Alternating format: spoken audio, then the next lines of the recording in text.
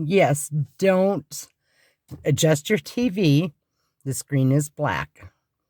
And the reason is I wanted to come out with kind of a different video.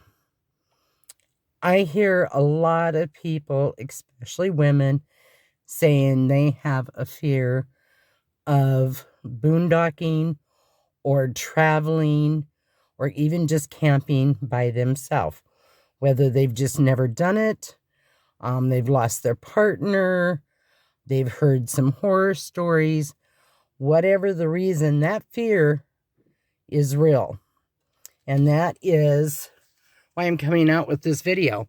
That little green light is a light shining on the river. I am at the river tonight, and it's dark out here. So the reason I wanted to come out is to talk about fears and how real they are and how they can stop you from doing what you want to do. My friends tell me I'm fearless. Oh, you're so brave. It's not that I'm fearless, not that I'm brave. I tend to have rose-colored glasses on, and sometimes I get out of a situation and I'm like, okay, that wasn't real smart. But I'm very adventurous, not adventurous like mountain climbing or downhill skiing adventurous. I just like to push the envelope just a little bit past what the normal person would do. And fear stopped me one time. And I was devastated that I let my fear grab a hold of me. So here's that story. In the state of Illinois in 1997, I sat on the child abuse board. I worked with low-income families. I volunteered for Head Start. There were a lot of different things that I had done. And I was nominated as Mother of the Year.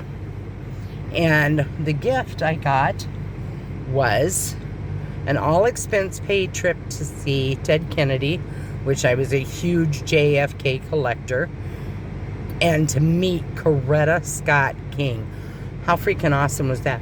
I was so scared to fly. I turned it down, and the next person in line got to go and had a fabulous time. And right then and there, I decided to never let fear get the best of me. What perfect timing. I just had somebody pull up. I don't know what those blue lights are for. Oh, it's my speedometer showing in the window. But see, there's somebody not real close to me, but they're out here too. Should I be alarmed? I've paid attention. There's two people in the car. I think they're just out here looking at the river. My doors are locked. I actually have cell phone reception. I'm good to go. Well, hello. So now it's daylight. And I'm still going to talk about fears.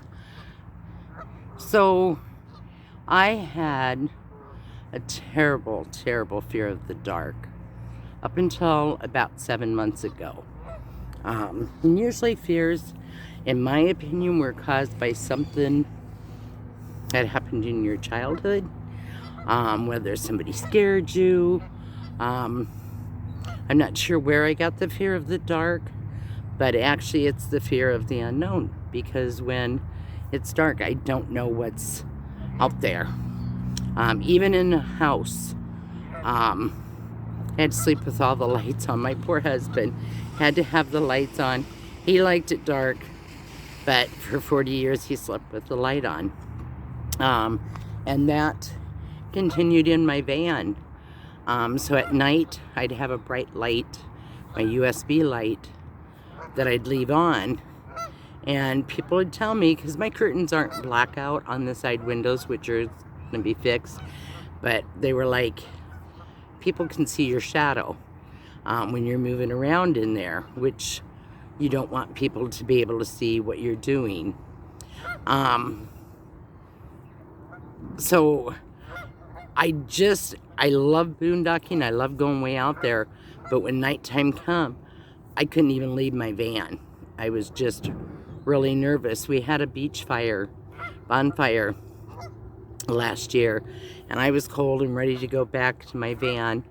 I had to have somebody walk me to my van because I was so scared of walking along the beach at night. And there's not been anything majorly devastating in my life that would cause that. It's just a fear. So whether it's a fear of snakes, spiders, and that doesn't bother me. Swimming in the ocean, I'm not scared of the sharks. Basements in the dark were my big fear, which I've conquered. So last year, I was camping along the beach, and not probably the best location. I moved a couple of times just because I wasn't comfortable around the people, and kept resonating. They can see in your van what you're doing, and if I have to get up and leave in the middle of the night, I don't want somebody seeing me wake up and move in towards the front. So I slept with the light off. Didn't sleep well that night, I'll admit it. I was really, really nervous. But then I slowly started where I have that shell light that shows the different colors, which it doesn't work anymore.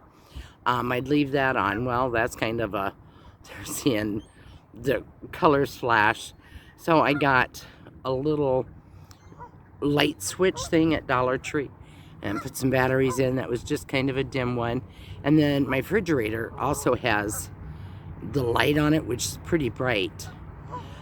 So I started toning down the light at night and kind of working myself through it where I could sleep in pitch blackness. Now I even cover the refrigerator light, so it is pitch black in there.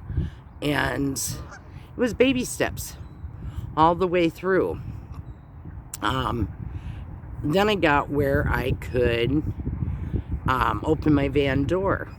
So like if it was 98 degrees and it was hot in there at night, I always make sure I'm in a safe location, but I can open my van door, get a breeze. Cool.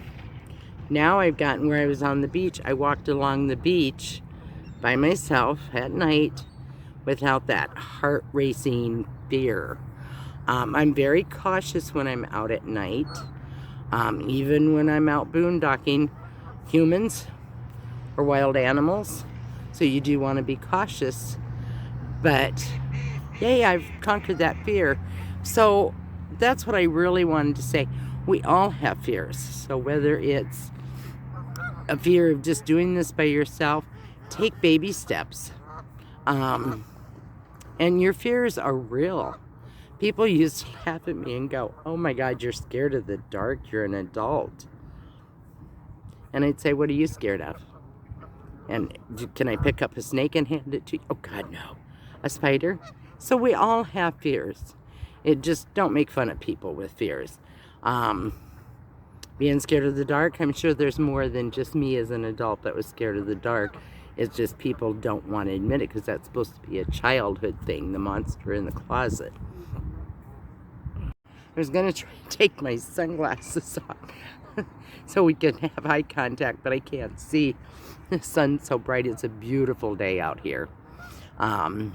Beautiful water view and the ducks and the geese and the seagulls, which isn't the correct name. I don't know what the correct name is for. But conquer your fears little bit by little bit. Try to figure out the reason that you have that fear, and maybe that'll be easier. There is on YouTube the American Backpacker. He is awesome. He's got some really good tips. About 13, 14 months ago, I found his channel, and I couldn't find the one I was looking for. But he had stated, when you pull up to camp, especially boondocking, shut off your headlights, all the lights. If you do this at night, don't start a campfire or anything, and listen to the sounds around you. Oh yeah, that's the wind rustling through the brush. That's that squirrel on that branch. Look at the shadows that it causes. Oh, that tree limb blowing causes that shadow. That inside looks like somebody's hand coming after you. And just really get to know your area. And that will calm your nerves a lot. And I have found that's really good. I can be in my bed and go, yep, that was a pine cone that fell about 25 feet. Ooh, that's 2 crows on the top of my van. I'm not saying I know every sound, but if I'm on a gravel in a campground, I can actually tell if it's a female or a male walking generally, and if they're walking like for a dog walk or walking to the bathroom, or if they're lurking. So get to know your surroundings, become one with Mother Nature, and that's going to help relieve some of that fear. Don't have to go out 30, 40 miles. Stay at a campground. Do what's right for you to make this the best experience you can do. It took me, well, I'm 63. It took me 62 and a half years to get over the fear of the dark. And this has been since I was little. I had the mumps, and back in my day, you had to stay in a complete dark room. I had the mumps on one side, then the other, and then I got them on both sides.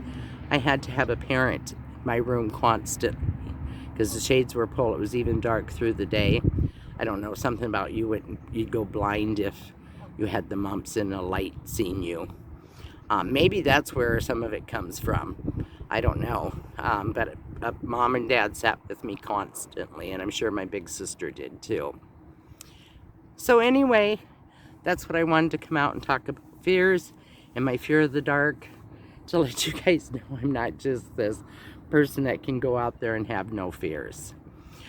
Coming up is my 1-year anniversary of being on the road. So I've had a lot of requests. Would you let us know what you took on your trip? How do you live in your van? What did you feel was necessary?